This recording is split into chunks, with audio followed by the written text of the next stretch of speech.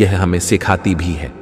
जैसे एक बच्चा पहले खिलौनों से खेलता है, फिर धीरे धीरे समझता है कि असली जीवन क्या है, वैसे ही आत्मा इस संसार में जन्म लेकर अनुभव प्राप्त करती है और मोक्ष की ओर बढ़ती है। इस विचार को समझाने के लिए एक प्रसिद्ध कथा है, नारद और माया की कथा। नारद मुनि, जो भगवान श्री कृष्ण के परम भक्त थे, एक बार गर्व से कहते हैं, मुझे माया प्रभावित नहीं कर सकती, मैं तो हर समय आपके नाम का जप करता हूं। श्री कृष्ण मुस्कुराते हैं और कहते हैं, नारद, मुझे प्यास लगी है, क्या तुम मेरे लिए पानी ला सकते हो? नारद निकल पड़ते हैं। रास्ते में एक गांव में वे पानी मांगने जाते हैं और एक सुंदर युवती को देखकर सब कुछ भूल जाते हैं। वे उससे शादी कर लेते हैं, बच्चे होते हैं, जीवन बीतता है। लेकिन एक दिन बाढ़ आती है, उनका परिवार बह जाता है और नारद अकेले रोते हुए रह जाते हैं। तभी श्री कृष्ण प्रकट होते हैं और पूछते हैं, नारद, पानी लाए? नारद स्तब्ध रह जाते हैं। उन्हें लगता है कि एक पूरा जीवन बीत गया, लेकिन असल में कुछ ही मिनट बीते थे। यह कथा हमें दिखाती है कि माया एक क्षण को युग बना सकती है। यह हमें इस संसार में इतना डुबो देती है कि हम अपनी असली पहचान भूल जाते हैं। लेकिन यह भी माया की ही लीला है कि वह हमें अनुभव देती है ताकि हम सत्य की खोज कर सकें। 6. माया से मुक्ति, क्या यह संभव है? Liberation from Maya, is it possible? अब सवाल यह है, क्या हम माया के इस जाल से बाहर निकल सकते हैं?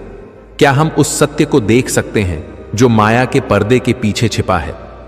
शास्त्रों का जवाब है हां, यह संभव है, लेकिन यह मुक्ति तलवार से नहीं, तर्क से नहीं, बल्कि जागरूकता से मिलती है। शास्त्र कहते हैं, माया में फंसना कोई पाप नहीं है, लेकिन माया को पहचान कर भी उसमें खोए रहना, यही अज्ञान है। तो आइए उन रास्तों को समझते हैं जो हमें माया के परे ले जा सकते हैं। 1. ज्ञान योग, पाथ ऑफ नॉलेज। ज्ञान योग का आधार है विवेक। यह समझना कि मैं कौन हूं। हम न तो शरीर हैं, न मन, न भावनाएं। हम वह साक्षी हैं जो सब कुछ देखता है लेकिन कभी नहीं बदलता। नेति नेति, नहीं यह कि प्रक्रिया हमें सिखाती है कि जो बदलता है वह हम नहीं हैं। जब हम इस सत्य को पहचान लेते हैं तो माया का पर्दा अपने आप गिर जाता है। 2. भक्ति योग, पाथ ऑफ डिवोशन। भक्ति योग में हम माया से नहीं लड़ते, बल्कि ईश्वर के प्रेम में विलीन हो जाते हैं। जब हम अपने मैं को छोड़कर किसी बड़ी शक्ति के सामने समर्पण करते हैं तो माया का सबसे बड़ा जाल, अहंकार, टूट जाता है। प्रेम गली अति सांकरी, तामे दो न समाए। जब मैं और मेरा खत्म होता है तब माया की दीवारें ढह जाती हैं। 3. कर्म योग, पाथ ऑफ सेल्फलेस एक्शन। कर्म योग हमें सिखाता है कि कर्म करो, लेकिन फल की इच्छा मत रखो। जब हम हर काम सेवा और समर्पण के भाव से करते हैं तो कर्म हमें बांधता नहीं, बल्कि मुक्ति का साधन बनता है। कर्मण्येवाधिकारस्ते मां फलेषु कदाचन। जैसे सूर्य बिना अपेक्षा के प्रकाश देता है, वैसे ही निष्काम कर्म हमें माया से मुक्त करता है। 4. राजयोग, पाथ ऑफ मेडिटेशन। राजयोग का लक्ष्य है मन को शांत, शुद्ध और जागरूक बनाना। ध्यान, प्राणायाम और मंत्र जाप हमें अपने भीतर ले जाते हैं, जहां हम विचारों और भावनाओं से अलग होकर साक्षी बन जाते हैं। जब हम ध्यान में डूबते हैं तो माया को देखते हैं, लेकिन उसमें उलझते नहीं। 5. सरल जीवन, सिंपल लिविंग। माया से मुक्ति के लिए किसी पहाड़ पर तप करने की जरूरत नहीं। हम अपने रोजमर्रा के जीवन में हर क्षण को सचेतनता और आभार के साथ जीकर माया से परे जा सकते हैं। जब हम हर अनुभव में अस्थायित्व, इम्परमानेंस को देखते हैं तो दुख भी हमारा शिक्षक बन जाता है। 7. माया को समझने की कला, द आर्ट ऑफ अंडरस्टैंडिंग माया। माया को समझने के लिए हमें न केवल शास्त्रों की गहराई में जाना होगा, बल्कि अपने जीवन को भी एक प्रयोगशाला बनाना होगा। हर दिन, हर पल में माया हमारे सामने आती है, हमारे विचारों में, हमारी इच्छाओं में, हमारे डर में। लेकिन अगर हम इसे पहचान लें तो यह हमारा शत्रु नहीं, बल्कि शिक्षक बन सकती है। उदाहरण के लिए, जब आप किसी से गुस्सा होते हैं तो रुककर पूछिए, यह गुस्सा कहां से आया? क्या यह मेरी अपनी भावना है या समाज ने मुझे सिखाया है कि मुझे ऐसा महसूस करना चाहिए? जब आप इस तरह आत्मनिरीक्षण करते हैं तो आप माया की चाल को समझने लगते हैं। इसी तरह जब आप किसी चीज के लिए लालच करते हैं, जैसे नई कार, नया घर, तो पूछिए, क्या यह मुझे स्थायी सुख देगा? शास्त्र कहते हैं कि जो अस्थाई है वह सुख नहीं दे सकता। यह समझ ही माया के भ्रम को तोड़ती है। माया को समझने का मतलब है अपने मन को, अपनी चेतना को, अपने विचारों को गहराई से देखना। यह एक तरह का आध्यात्मिक विज्ञान है जिसमें आप अपने ही मन की प्रयोगशाला में वैज्ञानिक बन जाते हैं। 8. माया और आत्मज्ञान, माया एंड सेल्फ रियलाइजेशन।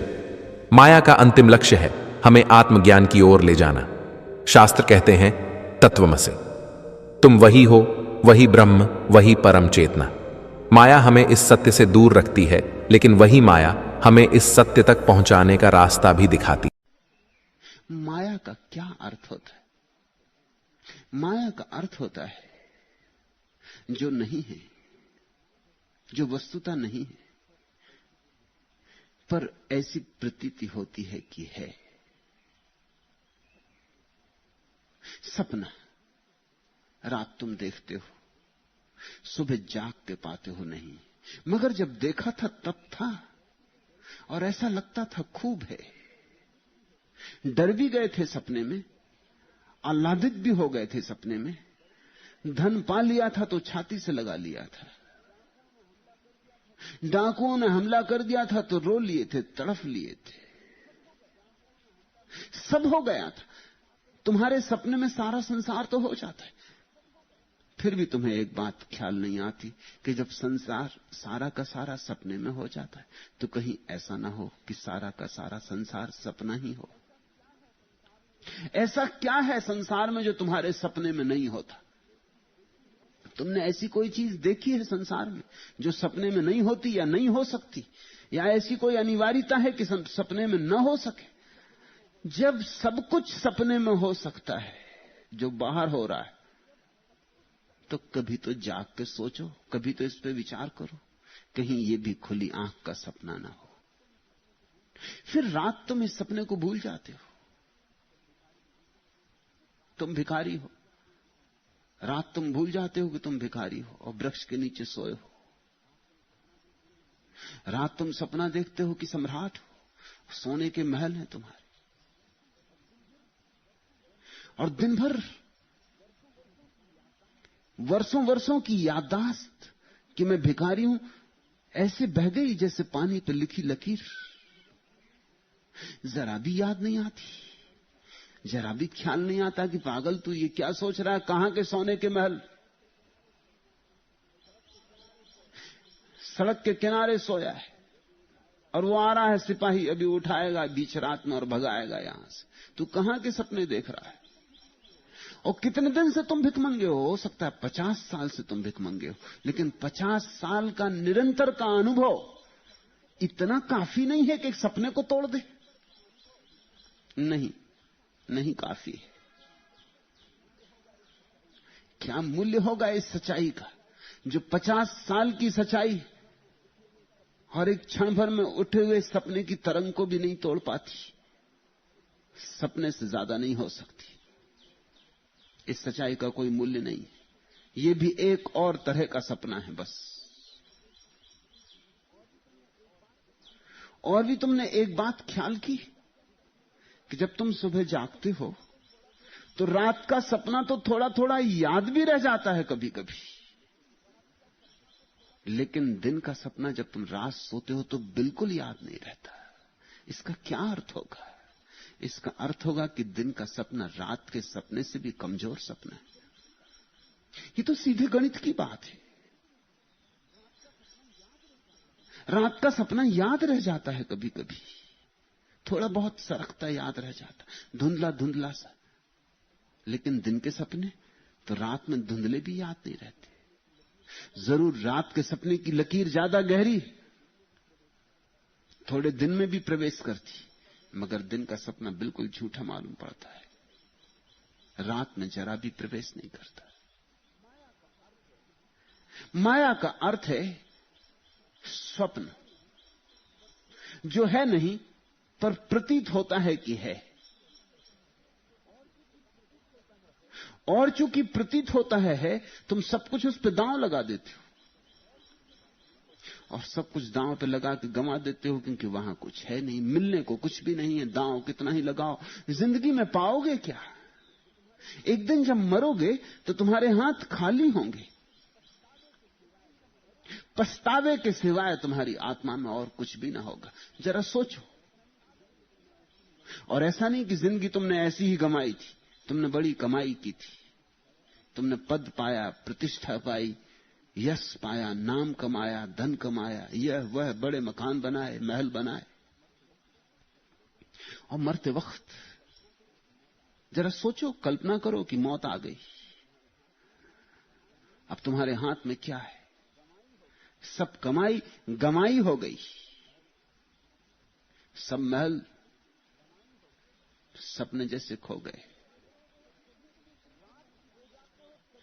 रात सो जाते हो तभी तुम्हें दिन के महलों की याद नहीं रह जाती। जरा मौत की नींद की तो कुछ ख्याल करो।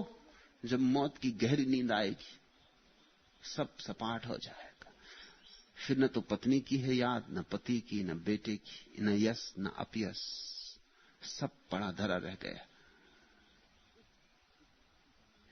इस स्थिति का नाम माया है।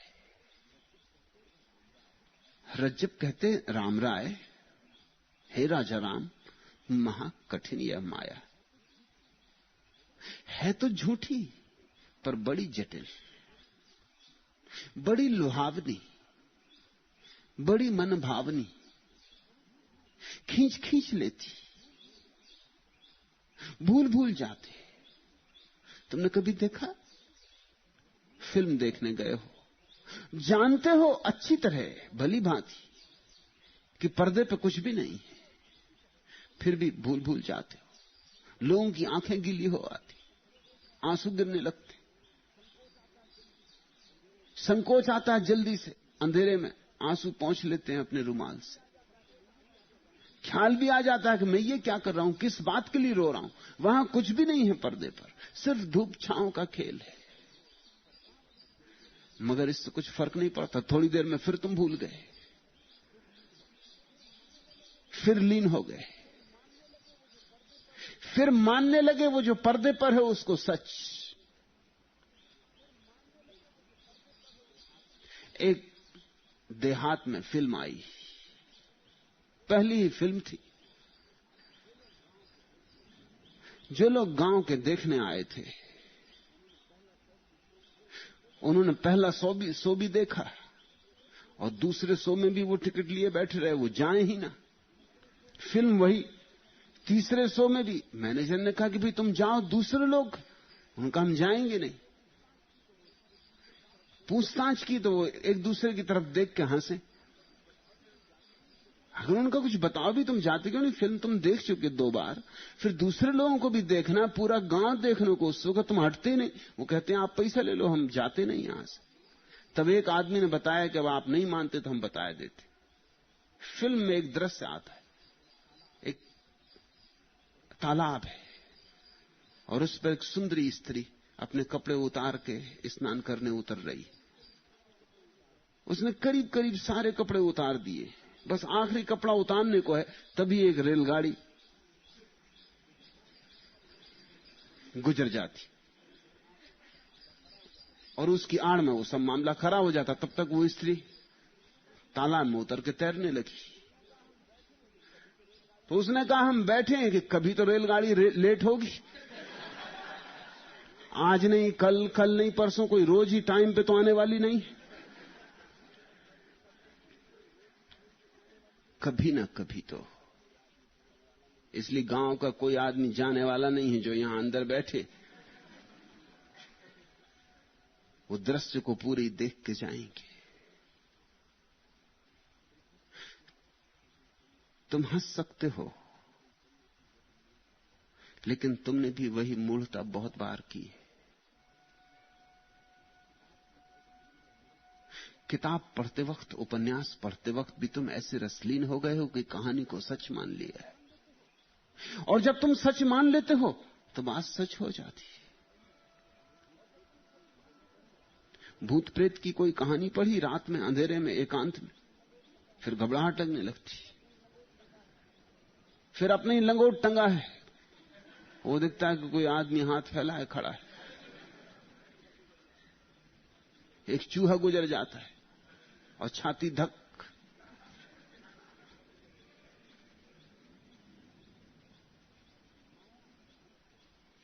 माया का अर्थ होता है कल्पना को सच मान लेने की वृत्ति, और मनुष्य में बड़ी गहनता में कल्पना को सच मान लेने की वृत्ति। और अगर तुम कल्पना को सच मान लो तो सच तुम्हारे लिए तो हो गई। उस झूठे सच के पीछे तुम अपना जीवन गंवा दोगे। और जो आदमी कल्पना को सच मानने में पड़ जाता है वो सच को जानने से वंचित रह जाता है, क्योंकि ये दोनों बातें साथ साथ नहीं हो सकती। जो आदमी कल्पना को सच मान लेता है वो सच को कैसे देख पाएगा? उसकी आंखों में कल्पना का जाल होता है। कल्पना के जाल को हटाना इसलिए आवश्यक समझा जाता है ताकि जो है हम उसे जान सकें। जो है उसे जानने में मुक्ति है, जो है उसे जानने में आनंद है, जो है उसे जानने में कमाई है, संपदा है। जो नहीं है उसके पीछे दौड़ने में मृग मरीचिका है।